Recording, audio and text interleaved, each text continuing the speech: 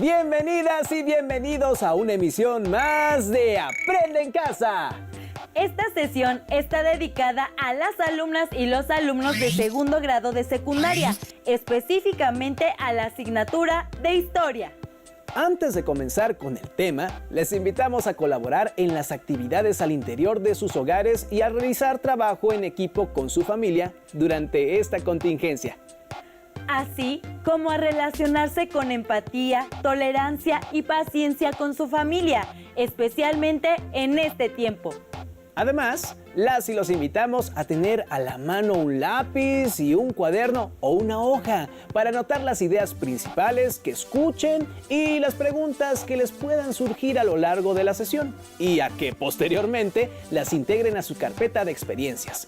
Tengan presente que al regresar a clases presentarán esta carpeta a su maestra o maestro y a sus compañeras y compañeros. En esta sesión abordarán el tema de las reformas borbónicas. El propósito es que identifiquen el espacio de las reformas borbónicas en las instituciones de la Nueva España.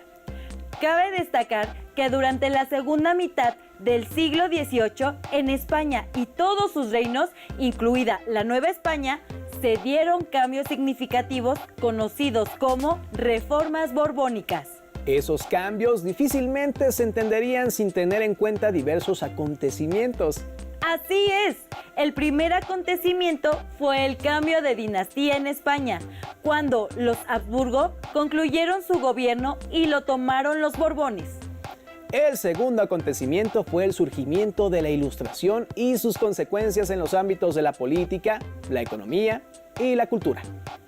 ¿Cuál era la diferencia entre los Habsburgo y los Borbones?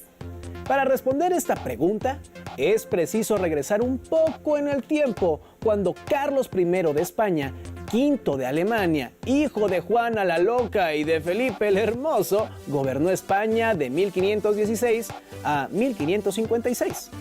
Con él, en España, inició el reinado de la familia de los Habsburgo, cuyos miembros desde la Edad Media habían sido los emperadores del Sacro Imperio Romano Germánico. Los primeros monarcas de esta familia implementaron en España y en todos sus reinos el absolutismo, que es una forma de gobierno en la que el monarca es el eje de todo el poder público. Esto implicó la ausencia de una constitución o de leyes a la que el rey se tuviera que sujetar en su gobierno.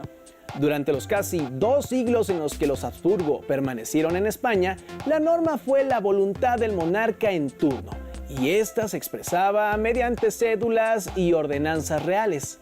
Esto originó cierto desorden en el gobierno, ya que con frecuencia se presentaban contradicciones entre lo establecido en uno de estos documentos y lo estipulado en otro.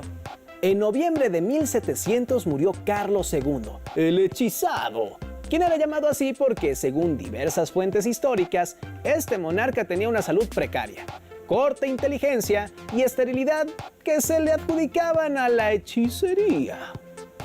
Debido a que el rey Carlos II no tuvo hijos, el trono español se quedó sin príncipe heredero y, según su propio testamento, debía ocuparlo Felipe de Anjou, nieto del rey Luis XIV de Francia, quien con el nombre de Felipe V ascendió al trono de España en el mismo mes de noviembre del año de 1700. La llegada de Felipe V al trono español significó el fin de la dinastía de los Habsburgo y la llegada de la Casa de los Borbón. Este acontecimiento también representó una serie de cambios, puesto que puso en práctica acciones nunca antes realizadas en la corona española, ya que Francia se caracterizaba por tener una mayor apertura que aquella que España había mostrado durante el reinado de los Habsburgo. Para saber un poco más sobre este tema, los y las invitamos a ver el siguiente video. Iniciaba el siglo XVIII cuando en España murió sin descendencia Carlos II, convirtiéndose así en el último rey de la casa de los Habsburgo. Cuando era pequeño, sus padres, los miembros de la corte y el pueblo pensaban que no sobreviviría debido a su precaria salud. Sin embargo, contra todos los pronósticos, vivió para ser coronado rey de España. El hechizado, como era conocido en España, no pudo procrear hijos para asegurar un heredero de la corona. Tras su muerte, ascendió al trono Felipe V de la Casa de Borbón, sobrino de Carlos II y del monarca francés Luis XIV. Los españoles, temerosos de que el nuevo monarca se aliara con Francia, Inglaterra, Holanda y algunos españoles, iniciaron un conflicto armado conocido como la Guerra de Sucesión, con el fin de imponer a otro rey. Finalmente, después de varios años de enfrentamientos, Felipe V fue reconocido como el rey de España y la corona quedó en manos de los Borbones. Las reformas borbónicas es un conjunto de medidas que tomó la corona española que empiezan a implementarse a partir de la década de 1760.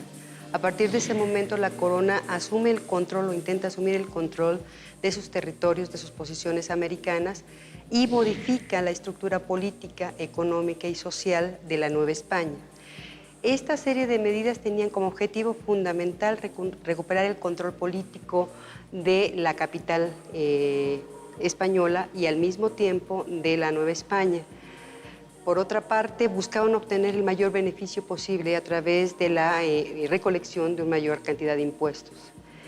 Para ello se realizaron una serie de leyes que modificaron la relación con el clero. Por ejemplo, en relación con la Iglesia, la expulsión de los jesuitas en 1767 muestra el punto más importante del control que va a tener la corona española sobre la Iglesia. Otra de las medidas más importantes tiene que ver con la consolidación de vales reales, que a partir de 1804 va a significar el control de las propiedades y de los recursos de la Iglesia. Finalmente, en la parte económica, va a suponer la imposición de una gran cantidad de impuestos con la finalidad de llevar más plata a España y así equilibrar la balanza de pagos, porque la corona española tenía que hacer frente a una serie de compromisos, entre ellos un conjunto de guerras con Francia y con Inglaterra.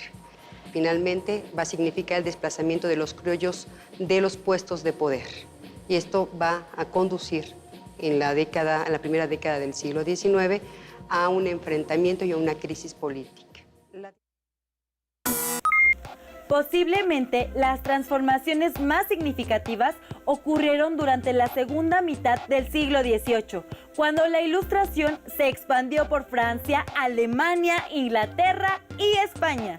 Las ideas ilustradas repercutieron en todos los ámbitos de la vida y sus efectos fueron sumamente importantes.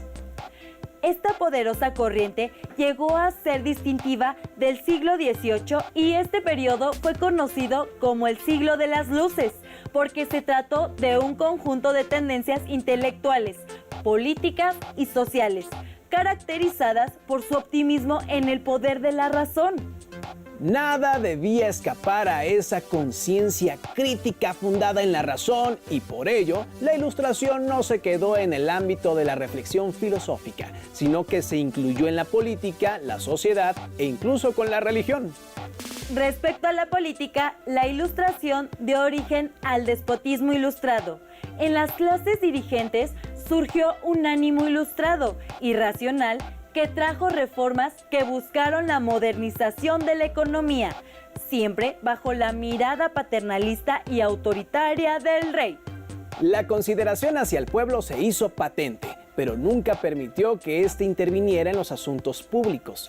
Fue así que se acuñó la frase "todo para el pueblo, pero sin el pueblo".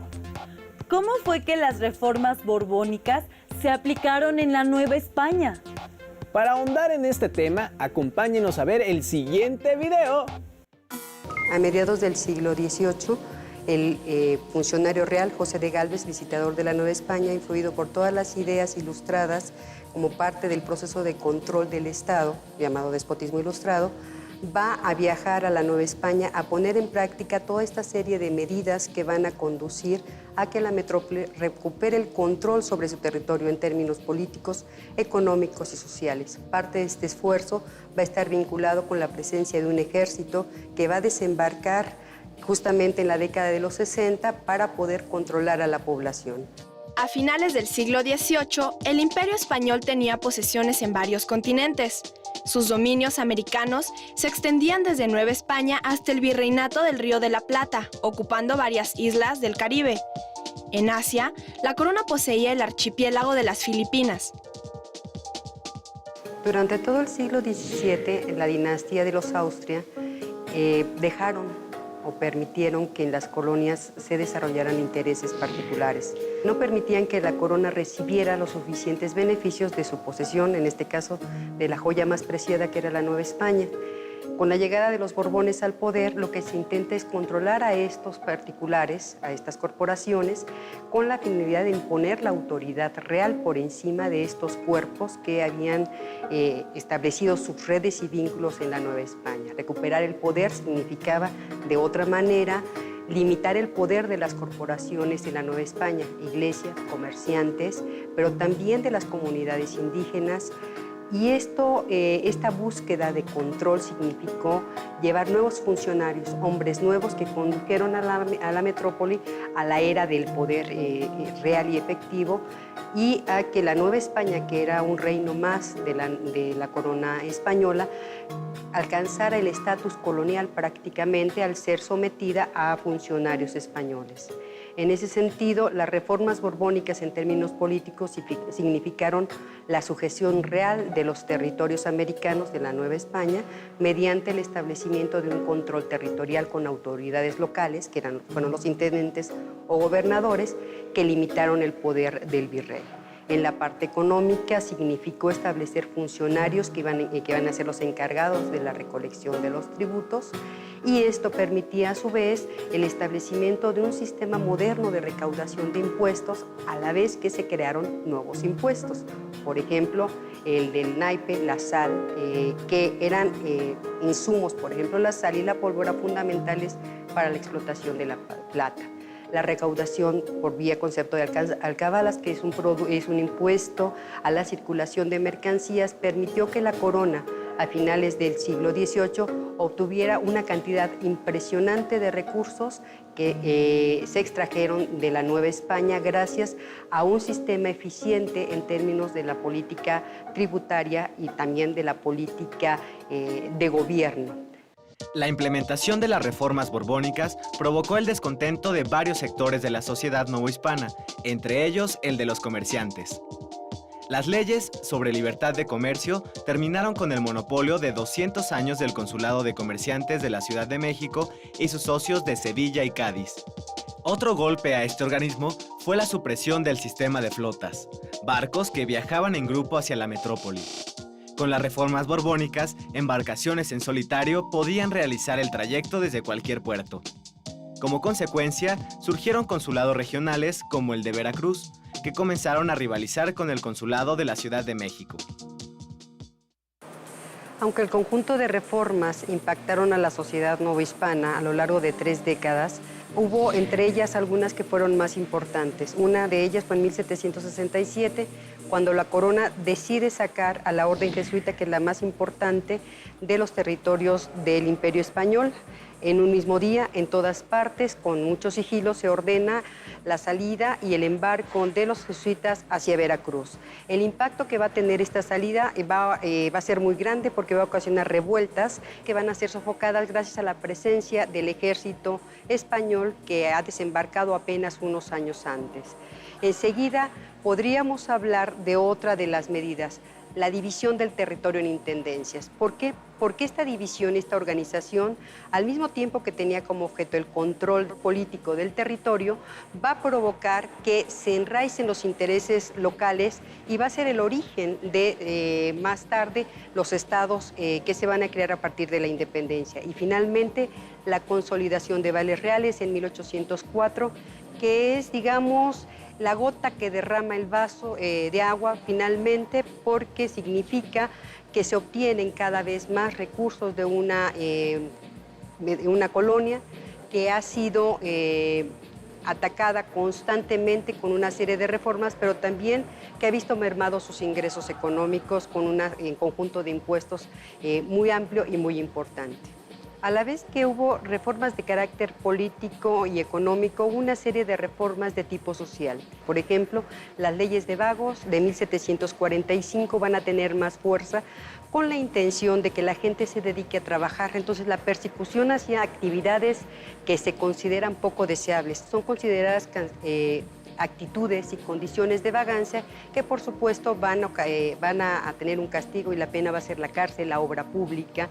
En fin, esta serie de medidas de control de la población va a abarcar un amplio espectro. Por ejemplo, las diversiones, las fiestas de toros, los carnavales van a salir de los espacios urbanos porque se busca que la población se divierta de manera decente, asistiendo al teatro, por ejemplo, y reglamentando también qué tipo de obras se van a presentar y cómo en los espacios entre cada uno de los actos se deben bailar cierto tipo de bailes donde las mujeres finalmente no deben enseñar, por ejemplo, más allá de la pantorrilla.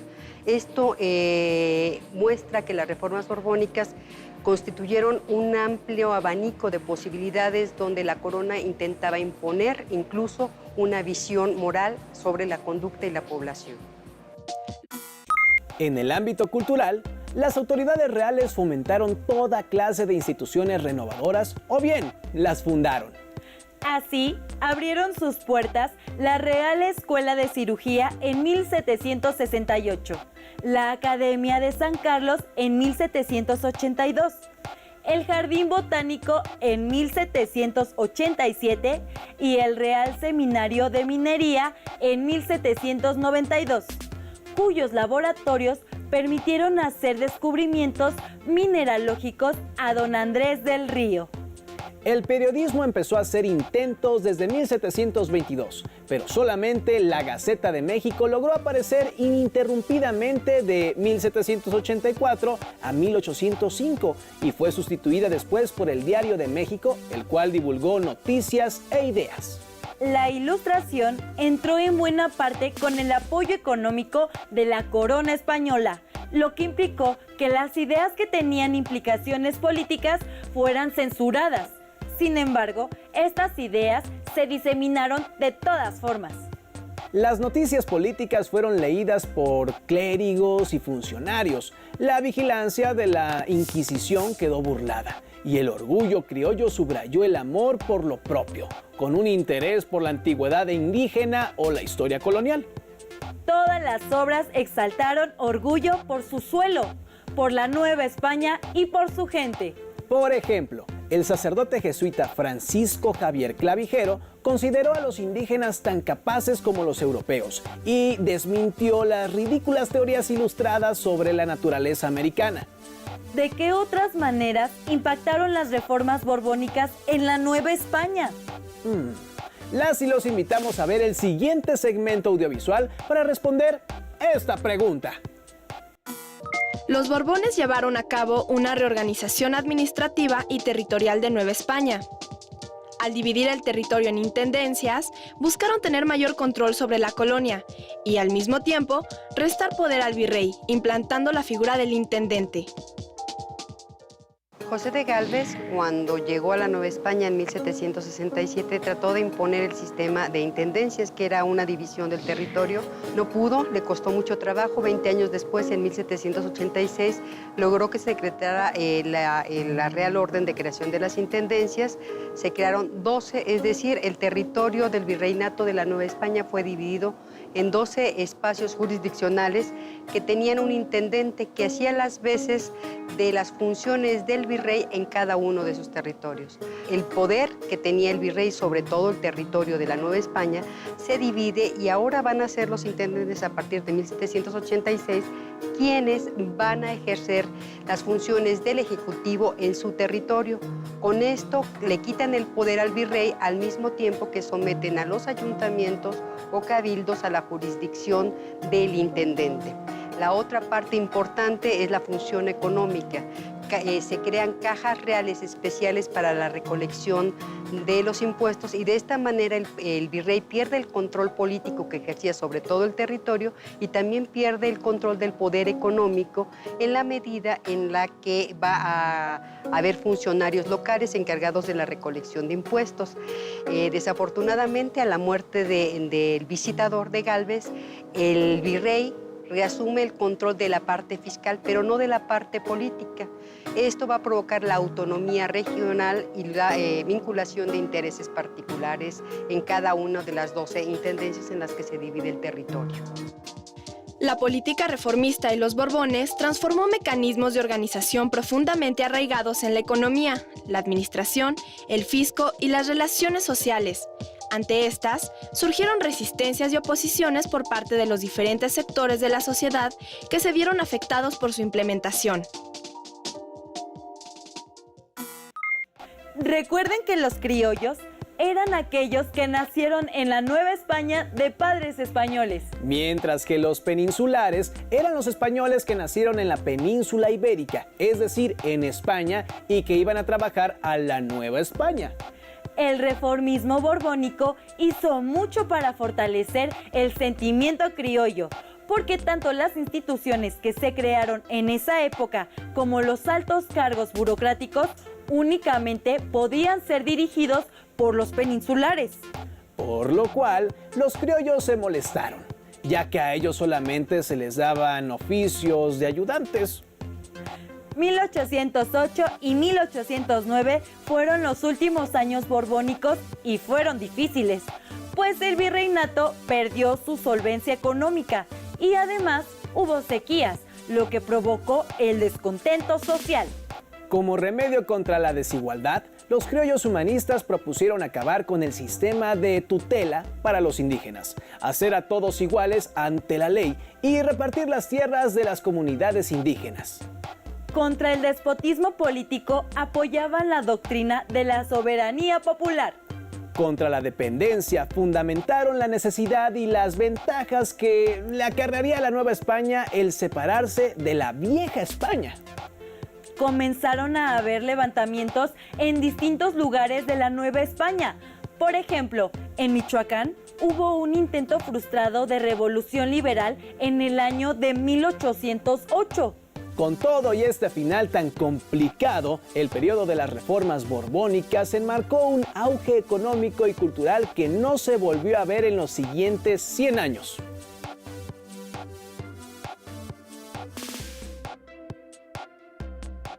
Ahora realicen la siguiente actividad. Copien los cuadros que aparecen en pantalla.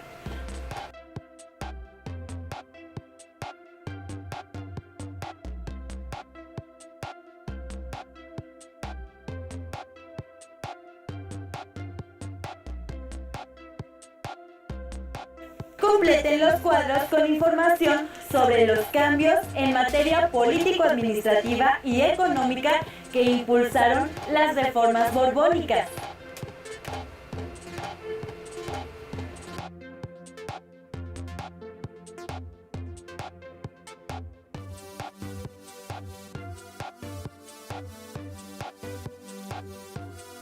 Y finalmente, integren su documento y sus notas a su carpeta de experiencias.